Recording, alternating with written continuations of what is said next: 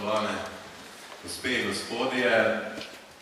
Hvala za takšen odziv ponovno na naše povabilo. Očitno, ko nekaj za ženske naredimo, je kar poln kulturni center. Zdaj naprej prakticirali v čim večjem obsegu. Da imamo vsaj v takšnih priložnosti se fajn, kajti siceršnje življenje je, verjamem, da bolj kruto. Vsaj tako lahko zasledimo dnevno iz medijev, ki predvsem objavljajo slabe novice. Žal, prevečkrat smo priča tudi kakšnim naravnim nesrečam.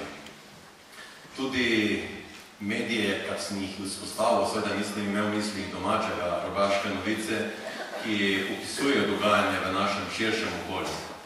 Prav tako, žal, prevečkrat dnevno imamo možnost videti slabi sloves naše politike in le-ta se prenaša seveda tudi na vse prebivalce Slovenije, namesto da bi s pozitivne plati dajali energijo ljudem. No, ampak vprašanje je, ali je moč obrniti ta tok v pozitivno smer. Mnogi pravijo, da je in so to tudi dokazali. Mogoče je sploh ne vklopiti ali pa izklopiti radio in televizijo. Mogoče je se zadovoljiti z tistim, kar imamo in ne hrpeneti po tistem, kar vse ima sosed. Mogoče je tudi v takšnih primerih, kot so naravne nesreče, biti dober. Pokazati sočustje do tistega, ki je še bolj prizadet, mu pomagati, skratka, pokazati neke vrste dobro voljo. Spoštovane obiskovalke, želim, da bi imele dovolj moči, energije, da bi uspele narediti ne tisto, kar vsak dan morate, ampak tisto, kar si želite, kar vas izpopolnjuje, skratka nekaj zase. Skozi zgodovino in preteklo obdobja ste dokazali, da ste močni. Lahko bi rekel celo mogočne. In ni iz trte zvit tisti znani rek, ki pravi, da podpirate 3 vogale pri hiši.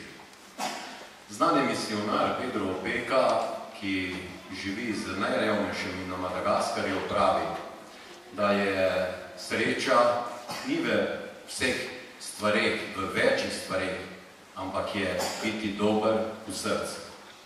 In ravno želim, da bi znale prepoznati vsebino te misli in skozi njo tudi uspele vsakodnevno uravnotežiti vse obveznosti, ki jih imate. Možje, partnerji, otroci, vsi, ki živimo z vami in od vas, vam žal za vse to dobroto ne znamo pokazati dovolj in dovolj krat hvaležnosti. Naj vam bo utolažbo, saj da poskušamo. Tudi danes z šopkom nastopajočih. Šopek moške družbe, ki se nam bo zdajle pojavil ali prikazal na odru, sicer ni po vašem izboru. Je pa takšen, ki ga vključno z mano mogoče ni hvaležno dolgo gledati, ga je pa vredno poslušati. Pri tem vam želim